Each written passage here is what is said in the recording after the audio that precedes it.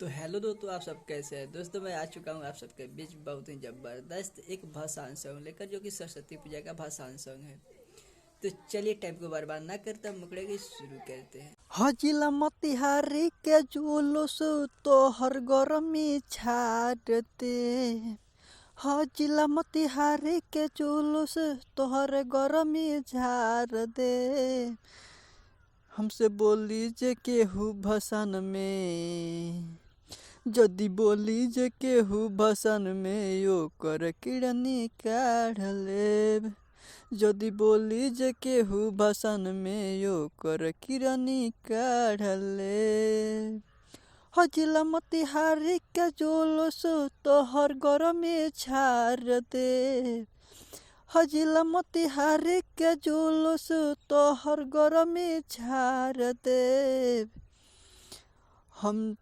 हमसे बोली जे केहू भसन में, जदि बोली जे केहू भसन में ओकर किडनी काढ़ लेब। जदि बोली जे केहू भसन में ओकर किडनी काढ़ लेब। इसके बाद फर्स्ट अंतरा है, तो चलिए सुनाते हैं।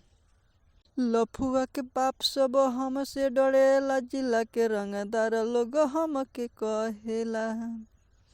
लफुआ के बाप सब हमसे डरेला, जिला के रंगदार लोग हमके कहेला। करी जे हमसे लड़ाई ओकर नक्शा बिगाड़ दे। करी जे हमसे लड़ाई ओकर नक्शा बिगाड़ दे। हमसे बोली जे केहू भसन में, जदि बोली जे केहू भसन में ओकर किडनी काढ़ लेब। जदि बोली जे केहू भसन में ओकर किडनी काढ़ लेब। इसके बाद लास्ट अंतर है, तो चलिए सुनाते हैं। सिंह मृत्युंजय हटे बड़का मवाली, केहू नहीं चढ़ी ट्रैक्टर के ट्राली। सिंह मृत्युंजय हटे बड़का मवाली, केहू नहीं चढ़ी ट्रैक्टर के ट्राली। करी जे ढेर रंगदारी मार के देहिया फाड़ दे।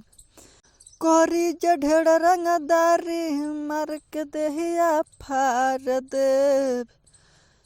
हमसे बोली जे केहू भसन में, जदि बोली जे केहू भसन में ओकर किडनी काढ़ लेब। जदि बोली जे केहू भसन में ओकर किडनी काढ़ लेब। बुझ लिया दोस्तों अगर वीडियो आपको अच्छा लगा तो वीडियो को ज़्यादा से ज़्यादा शेयर कीजिएगा। हमारे चैनल पर नहीं तो चैनल को सब्सक्राइब जरूर कीजिएगा। ओके, मिलते हैं फिर नेक्स्ट वीडियो में, तब तक के लिए बाय बाय।